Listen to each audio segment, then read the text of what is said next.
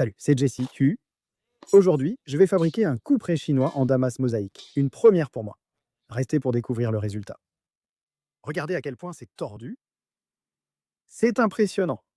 Pour ce motif damas, je coupe mes barres en morceaux de 15 cm au lieu de 10 cm.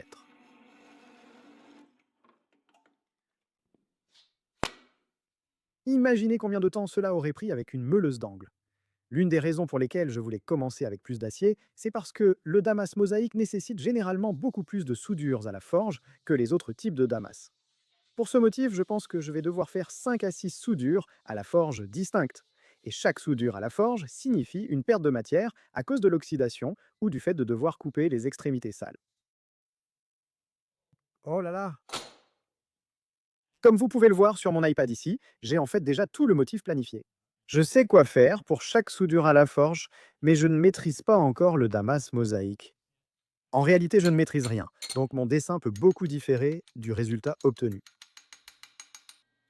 La première soudure à la forge est cruciale pour un damas mosaïque. Si un défaut de soudure se retrouve dans le lingot lorsque je l'étire, il va être amplifié 100 fois plus tard. Je fais tout ce que je peux ici pour éviter que cela n'arrive.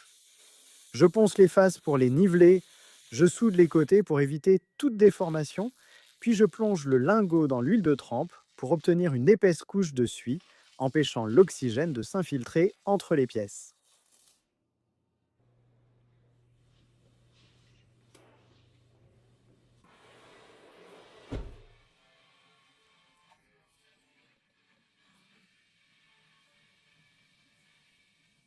Une chose amusante à propos de la communauté des forgerons de l'âme, c'est que chacun a ses propres méthodes qui fonctionnent à sa façon. Un exemple de cela, c'est simplement la préparation du lingot de Damas. Il y a quelques forgerons qui ne nettoient pas la rouille ou ne décapent pas avant d'empiler les couches. Il y a aussi des gens qui nettoient tout de façon méticuleuse, lavent tout à l'acétone. Et le truc, c'est que même si leurs méthodes sont très différentes, le résultat final qu'ils obtiennent est généralement assez similaire. Donc ça ne veut pas dire qu'une personne a raison et qu'une autre a tort. Après mes premiers points de soudure sur mon lopin, je vais faire quelque chose d'inédit sur cette chaîne. J'utiliserai mes matrices faites maison et forgerai les coins du lopin. Ce que cela fait au motif, c'est que ça ramène les parties extérieures un peu plus près du centre. Donc plus tard, quand je vais l'empiler, ça ressemblera à une série de W plutôt qu'à une série de lignes droites. En y repensant, je suis surpris que ces matrices de mise au carré aient duré si longtemps. Je les ai utilisées sur 3 ou 4 projets différents maintenant et elles ne montrent aucun signe de vouloir se casser. Une fois que j'en ai fini avec les matrices de mise au carré, je repasse aux matrices plates pour étirer ce lopin sur une longueur assez importante. Je veux le couper en au moins 6 sections distinctes. Si vous suivez ma chaîne, vous serez sûrement étonné que je ne me sois pas encore plaint de la température. Je filme ceci en décembre, et en Arizona il fait seulement 60 à 70 degrés, c'est parfait.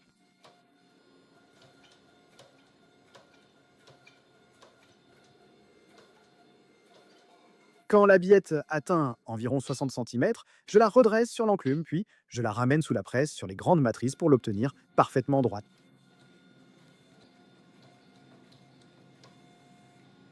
La billette, entièrement forgée et droite, doit maintenant refroidir à l'air libre.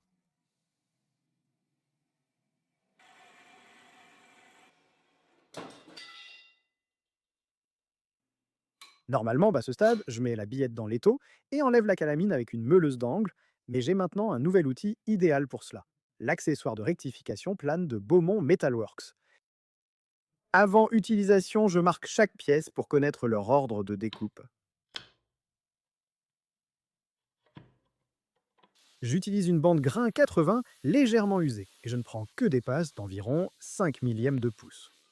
C'est ma première utilisation de la rectifieuse de surface et je préfère ne pas dépasser mes capacités. Avec toutes les surfaces de soudure maintenant propres, je l'emmène sur une bande grain 120 sur la platine plate afin de préparer les pièces penant pour un test de gravure. Ce test de gravure est important car il garantit la bonne orientation de mes pièces. Je sais que j'ai déjà marqué les pièces, mais 5 minutes de plus, c'est un petit prix pour être totalement sûr.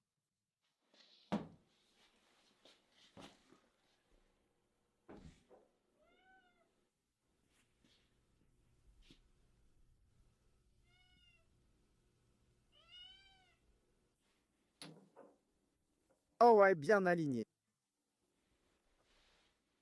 Maintenant que toutes les pièces sont orientées correctement et parfaitement propres, je soude mon deuxième paquet pour ma deuxième soudure à la forge. Un moment drôle hors caméra. J'ai retourné par erreur une pièce à 180 degrés. Et comme elles ne sont pas symétriques, ça change tout. Je parle d'un heureux accident. Même si c'est une erreur, le motif en est sorti plus cool, donc je ne m'en fais pas. L'étape suivante pour ce motif n'est pas simplement de le dessiner, de le découper et de l'empiler. En fait, il s'agit de le transformer en carré, puis de le remettre au carré. Cela va incliner le motif de 45 degrés et le rendre beaucoup plus intéressant à regarder.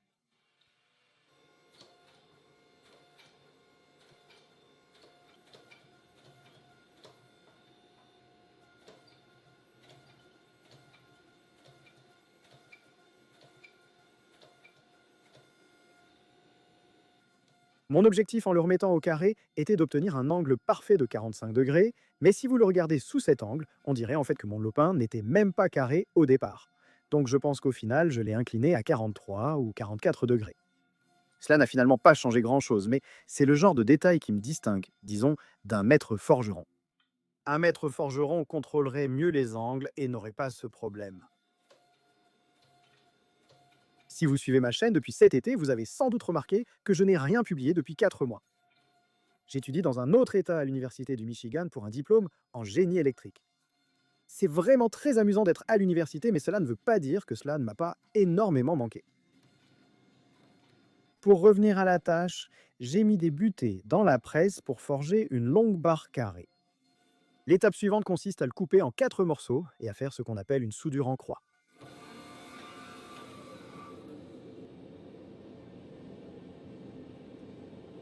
Bonne chanson à écouter. Je ne sais pas si vous la connaissez, mais un bruit étrange venait de ma presse quand je finissais d'étirer la barre. À ce stade, je ne sais toujours pas ce que c'est, mais tout ce que je sais, c'est qu'en l'éteignant et en la rallumant, tout s'est remis à fonctionner.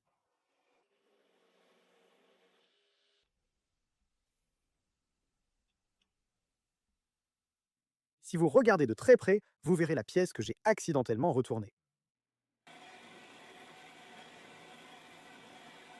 Après avoir découpé le lopin en 4 morceaux de taille égale, il est temps de faire un autre test de gravure à l'acide. Ce test de gravure est assez crucial parce que je peux, en quelque sorte, arranger ce lopin comme je le souhaite. Ces morceaux ne sont pas totalement symétriques, je peux donc jouer avec la disposition et créer un motif différent. Allons surfacer cette pièce. Pour une soudure à 4 côtés, il suffit de nettoyer 2 faces sur chaque pièce. Cette astuce me permet d'économiser de la matière à chaque quatrième soudure, et au final, je garde bien plus d'acier que sans cela.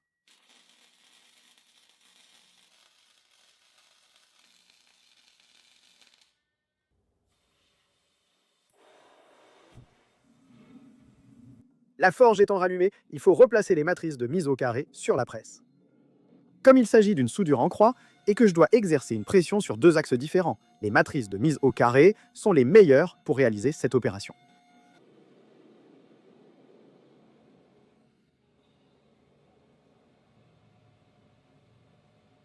Non, je ne vais pas le jeter, je ne vais pas le jeter. Comme d'habitude, la première soudure est rapide et je ne veux pas que la billette refroidisse trop. Après la première passe, je la laisse plus longtemps dans la forge pour obtenir une meilleure croissance verte à la jonction des couches. Le but n'étant pas d'obtenir un motif d'explosion traditionnel, je vais le remettre en carré. Cela va transformer le motif de ceci à cela.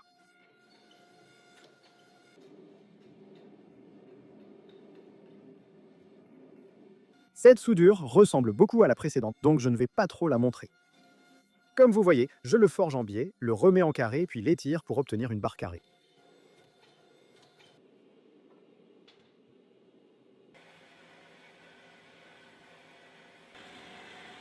Je suis vieux.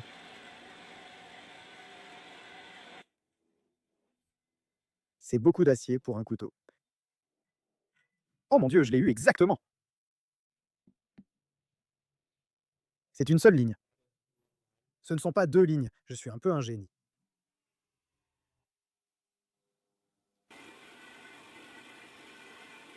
Avec cette prochaine gravure de test, vous pouvez vraiment commencer à voir à quoi ressemblera le motif final. Qu'est-ce que j'en pense? Je pense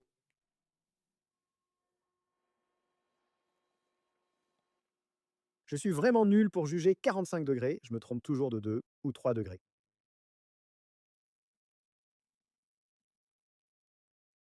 Une fois l'orientation des pièces choisies, je retourne souder mon avant-avant-dernier lingot. Chaque soudure que j'ai faite sur cette chaîne jusqu'à présent a été réalisée avec un poste à souder Lincoln à fil fourré. Cet été, je vais enfin acheter un bon poste à souder Metal Inert Gas. Franchement, j'en ai assez de faire de mauvais cordons à cause de mon poste à souder médiocre.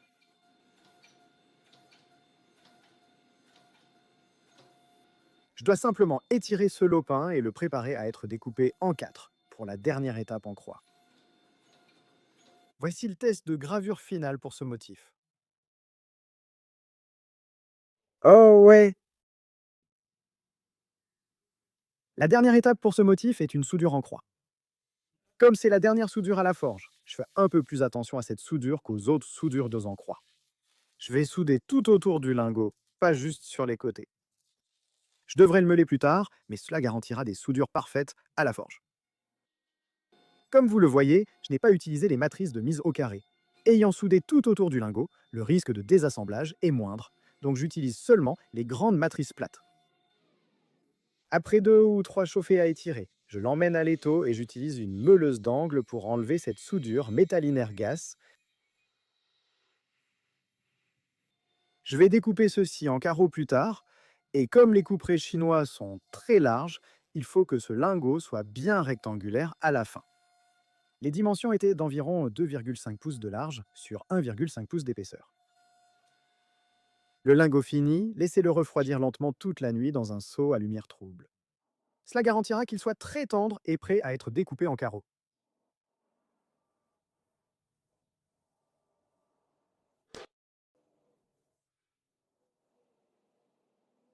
Je veux un angle de 35 degrés, donc il doit être à 125. J'ai réglé la scie à ruban à 35 degrés pour couper les carreaux. La seule raison pour laquelle j'avais besoin de cet angle de 125 degrés, c'est parce que je devais tracer les lignes directement sur la pièce elle-même. Je ne sais pas à quoi m'attendre.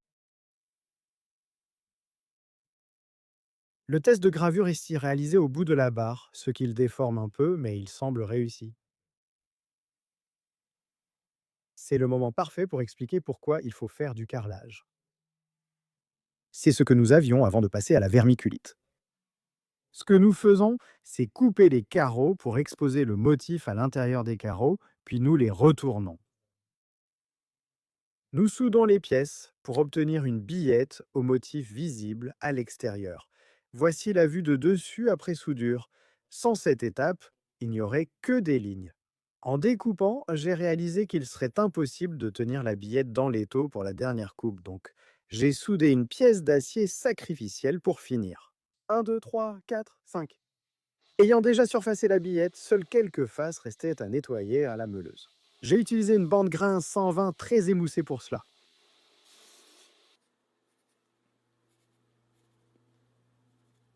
La dernière chose que j'ai dû faire avant de pouvoir vraiment réaliser la soudure mosaïque, c'était de m'assurer que toutes ces tuiles étaient exactement à la même hauteur. J'ai décidé de faire cela à la rectifieuse de surface, mais honnêtement, la meilleure façon de procéder est simplement de s'assurer de les couper à la même épaisseur dès le départ. Ici, je découpe des plaques de tôle d'acier sacrificiel. Elles seront le pain du sandwich en damas mosaïque. Celles-ci vont aider à s'assurer qu'aucun oxygène ne pénètre dans le lingot lorsque je vais le souder.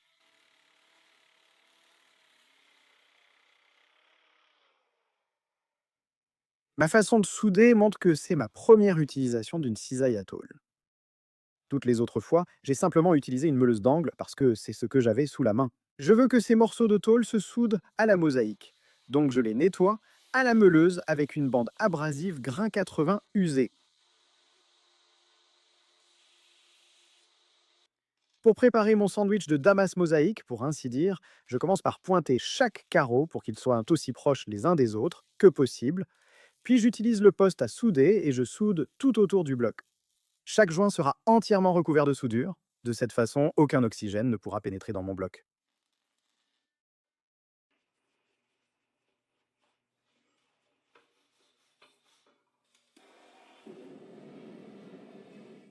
Comme j'ai déjà soudé tout le bloc, il n'était pas nécessaire de le plonger dans le coin trop ici, mais cela reste une bonne sécurité en cas d'espace dans la soudure pour empêcher l'oxygène d'entrer.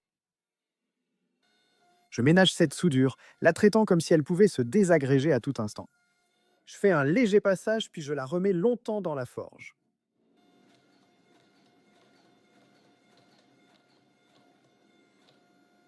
Maintenant que les soudures à la forge sont à peu près prises, je l'emmène à l'étau et je me mets à enlever chaque petit reste de soudure que je peux trouver sur le côté. Je refuse tout acier doux dans mon tranchant.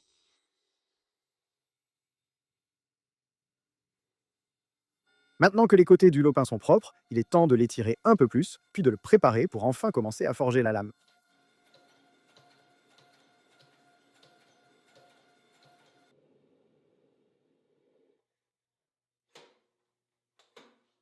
Le lopin était plutôt solide dans l'ensemble, mais il y avait un problème à un endroit où un des coins des carreaux ne voulait pas vraiment souder. Alors je l'ai emmené à la meuleuse et j'ai meulé à travers cette petite zone en forme de D. Ce sera une lame de 20 que tu as 21,5 cm. En y repensant, parfois, viser un tes cheveux, 21,5 ton etc. Était très long pour un coup près, je vais faire 20 cm sur les verres.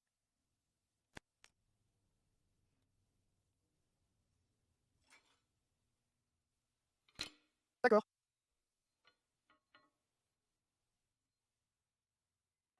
Ça semble pas être de la triche quand je coupe du matériau inutile, mais il est si long à fabriquer et précieux que je ne voulais pas risquer de forger un réservoir pour ça.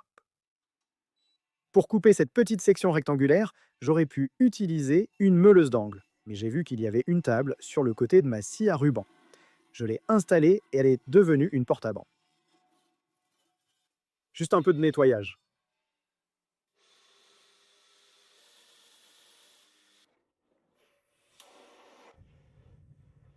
Pour faire les mitres intégrales sur cette lame, j'utiliserai une technique apprise de Salem Straub à Washington, qui consiste à forger des mitres soudés. Ceci est une tuile du motif mosaïque utilisée pour la lame. Je la ponce pour obtenir un rectangle, puis je la coupe en deux et la soude à la forge sur la lame.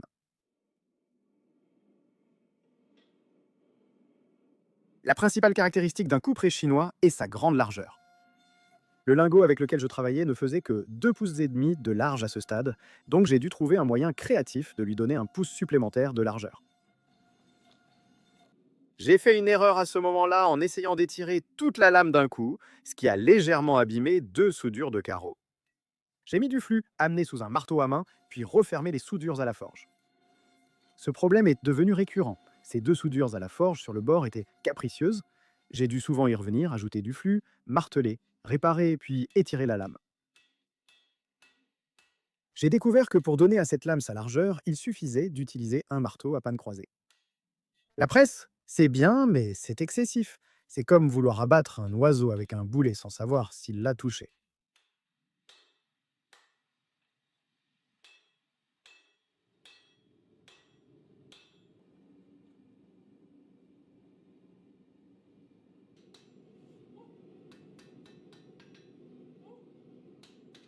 Je pense que c'est bon, je vais juste ajouter du flux par précaution. Je vois beaucoup de commentaires à nous qui me demandent à quoi sert le flux. Le flux fait en réalité une multitude de choses, la première étant de former une couche vitreuse autour de l'acier pour que ce qui se trouve en dessous ne puisse pas s'oxyder. La deuxième chose la plus importante, c'est qu'il liquéfie la calamine, ce qui permet en quelque sorte de réparer les soudures de forges cassées. Il peut s'infiltrer dans la fissure, liquéfier la calamine, puis vous l'expulsez simplement avec un marteau. Le problème avec le flux, c'est qu'il ronge en fait les parois de votre forge. Donc j'essaie de ne l'utiliser que lorsque j'essaie de réparer une soudure de forge et non pas lors de la première mise en place. Poncer ça à la main va me prendre 7 ans. 7, 7 années entières.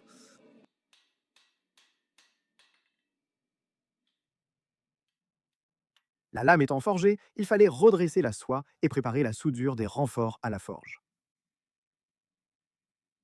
Le matériau des renforts est presque prêt, il ne me reste qu'à le couper à la scie à ruban.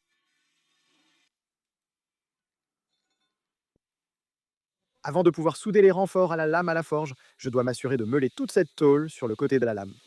Je dois aussi m'assurer que ces zones de contact soient bien plates. Je ne veux pas d'oxygène entre mes renforts et la lame. Prêt?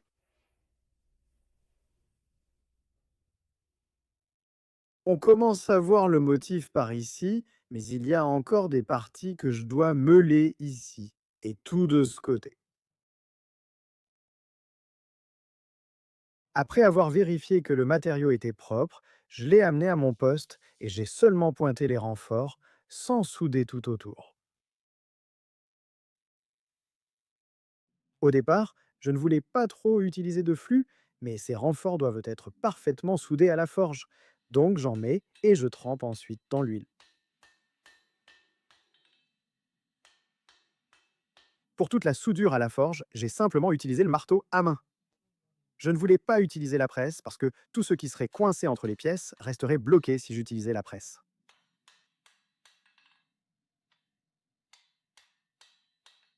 Les renforts presque soudés, il restait à passer à la presse, étirer la soie, et c'était tout pour la forge.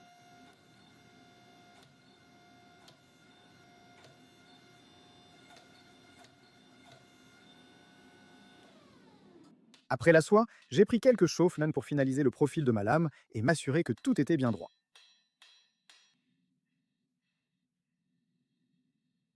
Pour ce couteau, je vais directement au four après la forge. Je n'ai même pas pris la peine de le profiler à la meuleuse.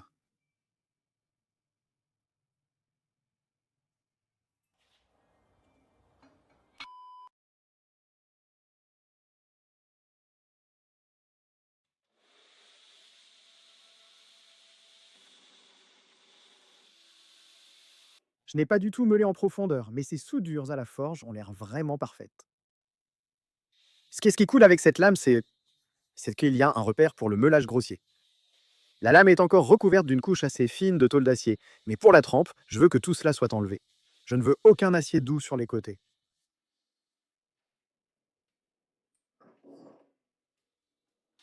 Mon acier réagit très différemment de l'acier à potentiel haute teneur en carbone lors de la trempe. L'acier à haute teneur en carbone augmente légèrement de volume, tandis que l'acier doux ne change pas. Ainsi, si l'extérieur est en acier doux et l'intérieur en acier à haute teneur en carbone, l'intérieur cherchera à s'étendre au-delà de l'extérieur, ce qui peut fissurer la lame en son centre. Cela m'est déjà arrivé.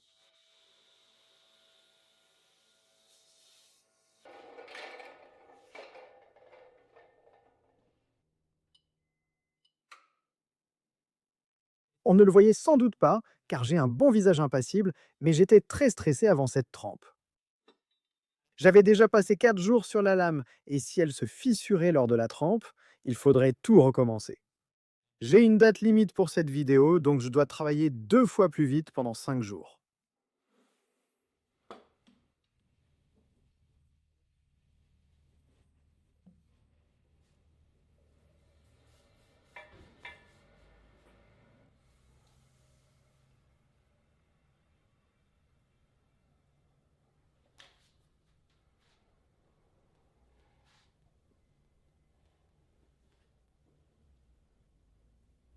Regarde ce motif.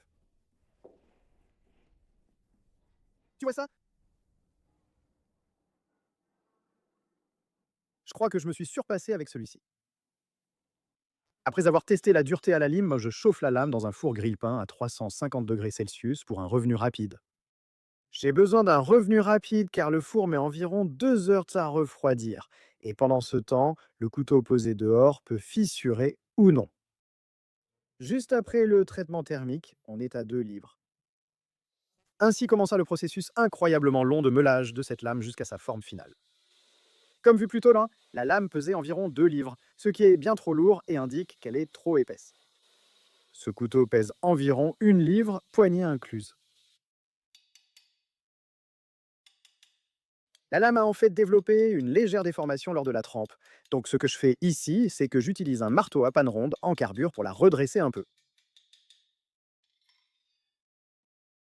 Michel-Ange a dit: chaque bloc de pierre contient une statue, et c'est la tâche du sculpteur de la découvrir. Fabriquer un couteau consiste surtout à retirer de la matière. Je dois donc faire preuve de créativité pour choisir quelle matière retirer. Ma lame est droite mais comporte de nombreuses ondulations sur toute sa longueur. Mon travail consiste à meuler ses bosses et à laisser une ligne centrale parfaitement droite.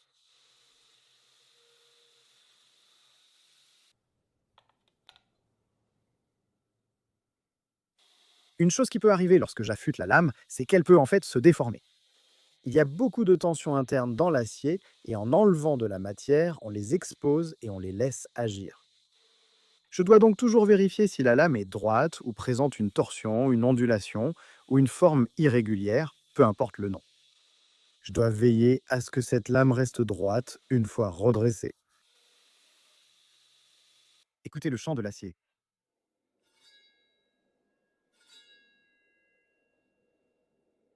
Comme ce couteau a aussi une garde intégrée, je dois faire attention aux deux plans qui relient la garde à la lame.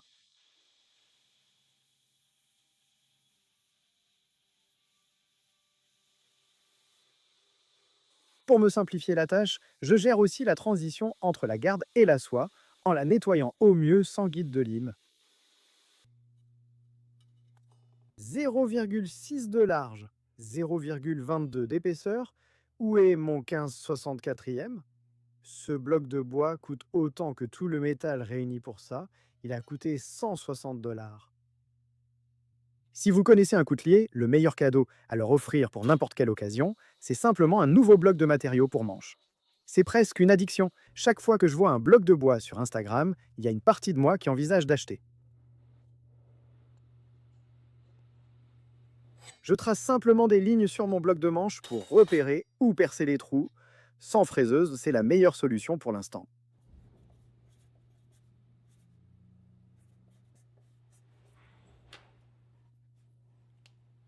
Deux chiffres significatifs? D'accord. Quelle vitesse de perçage faut-il? Pas de seconde chance avec ce matériau. Apparemment 1550.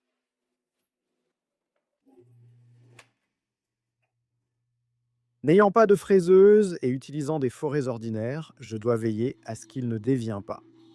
Pour le premier trou, ce n'est pas vraiment très important parce qu'il n'y a pas grand-chose qui puisse dévier, mais quand je perce le deuxième et le troisième trou à côté du premier, je dois y aller par toutes petites étapes pour m'assurer que ça ne dévie pas accidentellement vers le premier.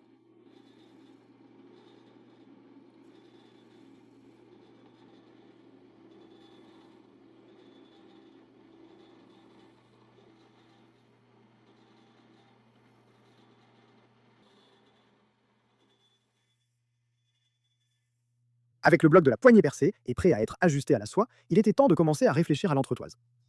J'utilise une plaque de bronze au silicium achetée au Blade Show d'Atlanta cette année. Honnêtement, c'est un matériau vraiment agréable à travailler, j'en ai tellement et il a un très bel aspect, donc c'était une évidence de l'utiliser pour cette réalisation.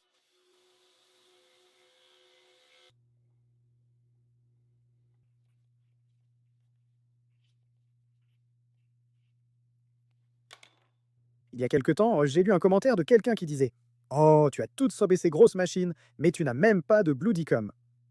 En fait, j'ai mis du Bluedicum dans mon panier Amazon 3 ou 4 fois. J'oublie toujours de l'acheter, alors pour l'instant, je continue avec mon vieux marqueur indélébile et quelques neurones en moins.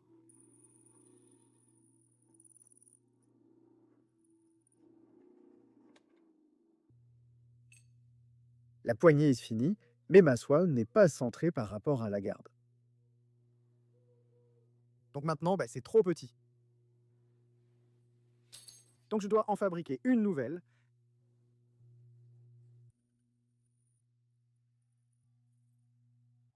J'ai semblé dire que c'était beaucoup de travail, mais cela m'a pris seulement 15 minutes. Ma soie étant assez rectangulaire, je dois donc donner à la fente cette forme, ce qui demande beaucoup de travail à la lime.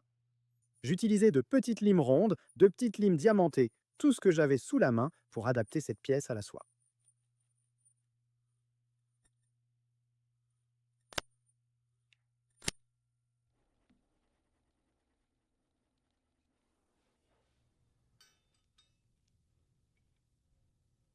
Je peux l'ajuster correctement maintenant. Très bien, essayons ça. Le petit guide de Lime qui est plus gros que ma tête. Si vous vous demandez à quoi sert le guide de lime, il me permet essentiellement d'avoir une surface super plate contre laquelle je peux poncer. Le guide de lime possède deux faces en carbure de tungstène, quasi impossible à user avec lime ou bande abrasive. Le guide de lime sert de butée dure, me permettant de poncer directement contre sans dépasser.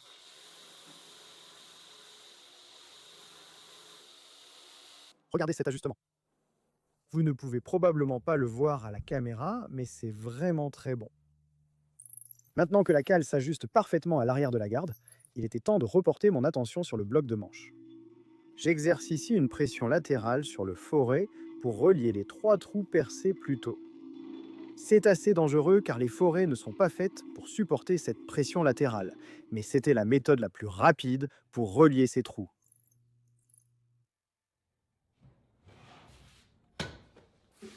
Ensuite, j'ai utilisé des broches maison pour rendre la fente arrondie plus rectangulaire.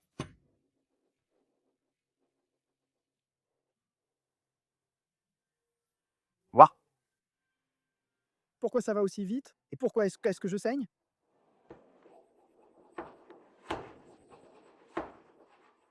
Si je devenais Franck, il faudrait changer de nom. Je me demande combien de mes spectateurs riraient à une telle blague. J'ai appris une astuce sympa pour repérer les points de contact dans le bloc de la poignée. Je couvre la soie avec un marqueur indélébile et repère où il s'efface à cause du bloc de la poignée. Ah, on est en contact sur les côtés, d'accord. Pour gagner un peu de temps plus tard, et peut-être économiser un peu de ce matériau de poignée, je marque les parties dont je sais que je ne vais pas me servir pour la poignée, puis je les emmène à la scie à ruban et je les coupe simplement. Un système de collecte de poussière performant figure en tête de ma liste de souhaits pour l'atelier. Pour l'instant, chaque fois que je ponce du bois ou que je le coupe à la scie à ruban, je projette de la poussière de bois partout. Et ça va même jusqu'à l'entrée du garage. Ah oui. D'habitude, dans mon ordre d'opération, je ne façonne pas du tout le manche tant que tout n'est pas collé à l'époxy et fixé définitivement à la lame. Cette fois, cependant, je voulais essayer quelque chose d'un peu différent. Je ne sais pas vraiment si l'une des méthodes est meilleure que l'autre, mais je ne le saurai jamais tant que je n'aurai pas essayé l'autre façon.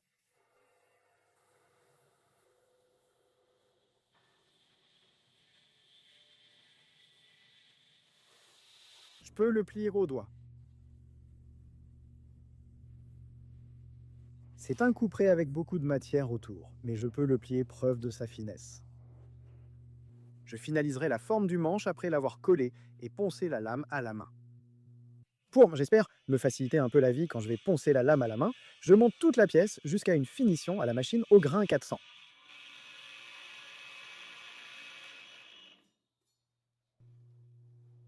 Pour un si grand couteau, moins d'une livre c'est de bien et il va encore rétrécir.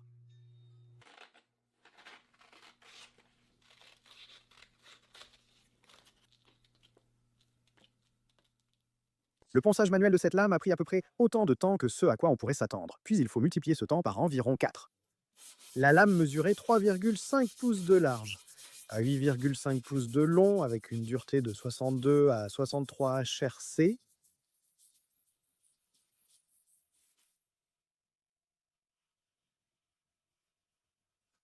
D'accord, je pense.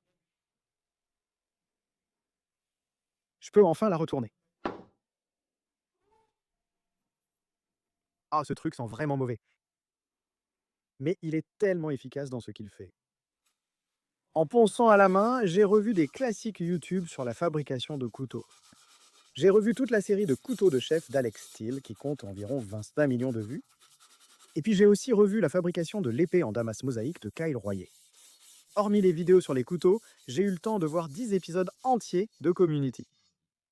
Je pense que je veux mettre ça ici. C'est un sacrilège du plus haut niveau.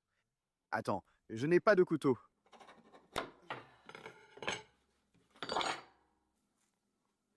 De quoi est-ce que c'est fait? L'idée d'attacher ce morceau de cuir à mon bâton de ponçage à la main était que le cuir est plus souple que la lime elle-même, donc il donnerait un peu plus de souplesse au papier de verre.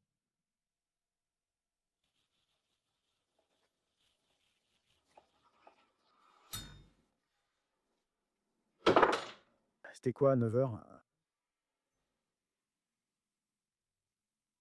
La lame polie au grain 150, il fallait passer au grain 400 puis 600. Je ne vais pas vous ennuyer avec trop d'images de ponçage, mais pour le grain 400, j'ai poncé en diagonale, puis pour le grain 600 à nouveau parallèlement à la lame. Je devais surtout vérifier la propreté de la transition entre la lame et l'avant de la garde. Je l'ai dit dans ma dernière vidéo sur le couteau de chef, mais cette transition est facile à négliger alors qu'elle apporte une vraie profondeur à la pièce. D'accord? J'ai menti. Il y a encore une chose dont je dois tenir compte, et c'est le dos de la lame. Sur une lame en damas mosaïque, comme celle-ci, il faut que le dos soit bien poli, car un motif impressionnant apparaît sur le dessus et le dessous.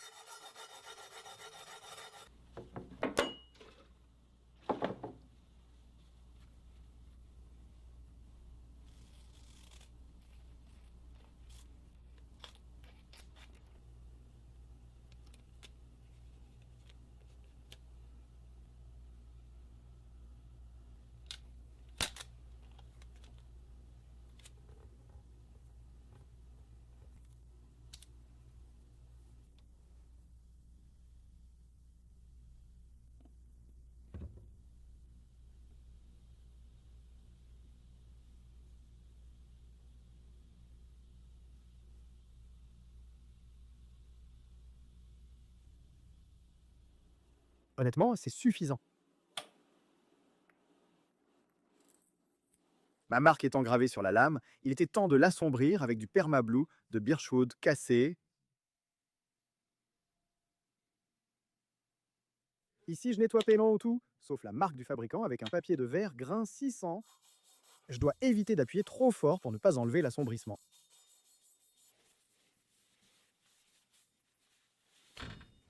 Pour le collage, je devais m'assurer que chaque surface à coller soit nettoyée à l'acétone, soufflée à l'air comprimé ou simplement dégraissée. C'est vraiment très important parce que je n'aurai pas vraiment de connexion mécanique pour ce manche. La seule chose qui maintient le manche sur la lame, c'est un peu d'époxy West System à prise en 24 heures. Maintenant, l'époxy West System est incroyablement solide, vraiment super solide, donc je n'ai pas trop à m'inquiéter à ce sujet, mais je ne veux pas lui donner une excuse pour lâcher, disons, dans une dizaine d'années.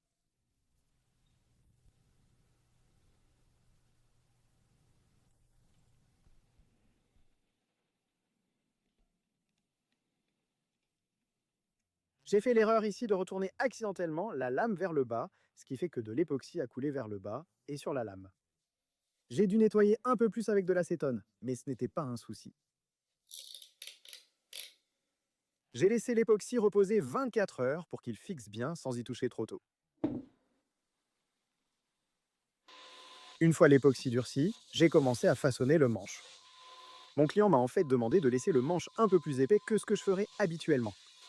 Je suis d'accord car le couperet fait 9 cm de haut, donc la force sur le tranchant génère plus de couple que sur un couteau de cuisine de 5 cm. J'ai gardé cela à l'esprit pendant que je façonnais tout le manche.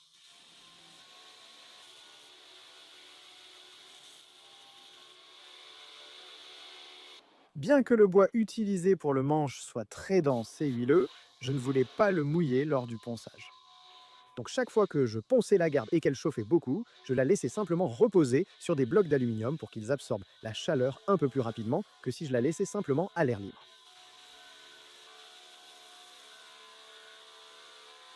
Ma façon de façonner les facettes du manche est sans doute moins raffinée que celle de la plupart des fabricants.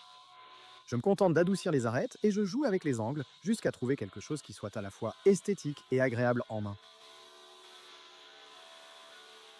À cause de la façon dont je façonne mes manches, ils ont tendance à paraître gros et massifs jusqu'aux toutes dernières passes à la meuleuse. J'ai appris à voir au-delà et à imaginer le manche fini. Mais c'est étrange de revoir ces images et de me demander à quoi je pensais en le façonnant, car à ce stade, c'est vraiment affreux.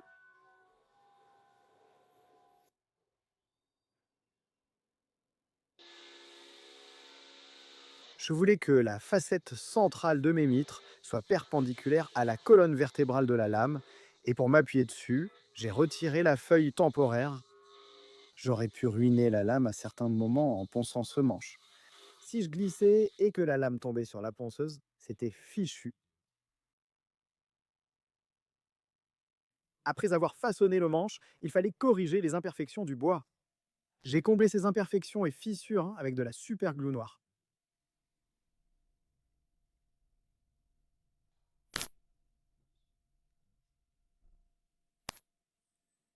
Même si je maîtrise la meuleuse, il reste à nettoyer avec une lime à main. L'ensemble du manche aura au moins une finition au grain 600 et le bois peut être même jusqu'à 1500. Je crois qu'en finissant cette lame, j'avais passé 18 heures dans cette affreuse chaise blanche. J'avais très mal au dos, ma nuque de geek s'est encore aggravée, c'était pénible.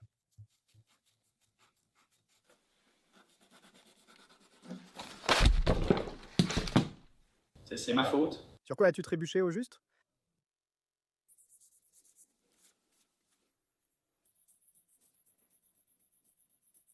Après avoir fini toute la poignée au grain 600, j'ai utilisé le même papier pour adoucir quelques arêtes. Certaines des facettes étaient tellement tranchantes qu'elles faisaient vraiment mal quand on les tenait en main.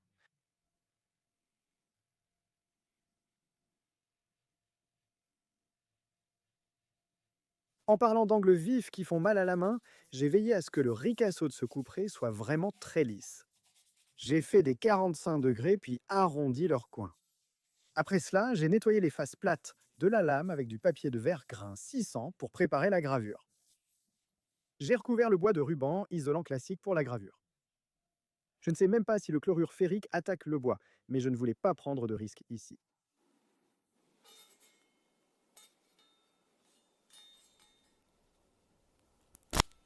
Je pense que je vais le couper juste ici.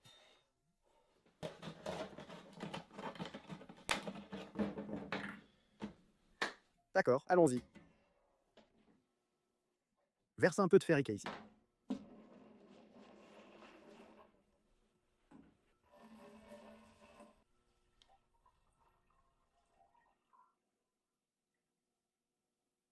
Avant la gravure, j'ai lavé toute la lame avec du liquide vaisselle. En fait, j'ai fait cela 2 fois pour m'assurer qu'il ne restait aucune trace d'huile sur la lame.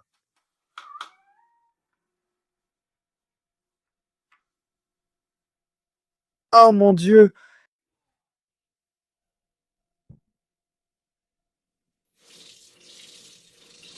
Ma méthode pour mettre en valeur ce motif est la même que celle de tous ceux ayant travaillé le damas. J'enlève les oxydes avec un papier de verre très fin, 2500, puis je le regrave à l'acide. Je veille à traiter toutes les surfaces de la garde. Après polissage, lavez avec du liquide vaisselle, puis remettez 2 minutes dans le chlorure ferrique.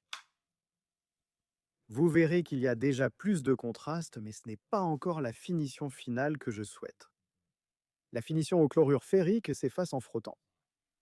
C'est pour ça que je fais la gravure au café ensuite. La gravure au café laisse un oxyde noir profond qui est en fait très durable.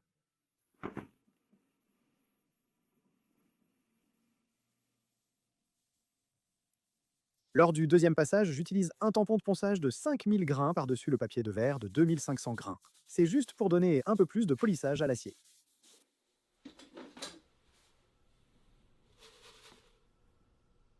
C'est.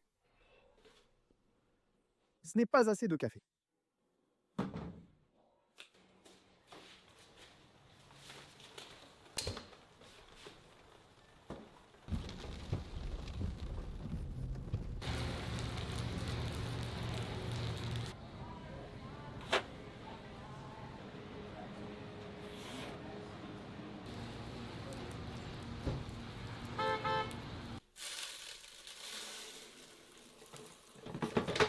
Ah, c'est fort.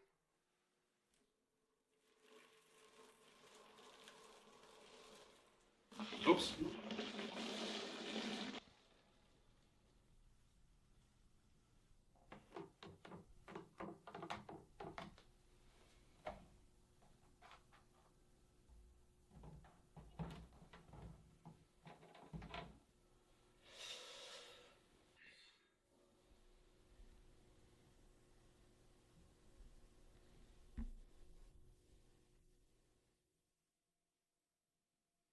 Tu te souviens de cet accident que j'ai eu au début où j'ai tourné un de ces Dochavistian dans l'autre sens à cause de ça? Au centre de chacun de ces pétales, c'est plus foncé. Chaque pétale de fleur a désormais un dégradé. La lame étant gravée, il ne reste qu'à polir le manche pour finir. Franchement, je suis fier d'avoir fini cette création en 9 jours. C'est l'une des pièces les plus complexes que j'ai créées, avec un damas et une construction très élaborée. Je n'avais jamais soudé une garde seule à la forge. seulement avec Salem Straub. Donc j'étais fier d'y être parvenu moi-même.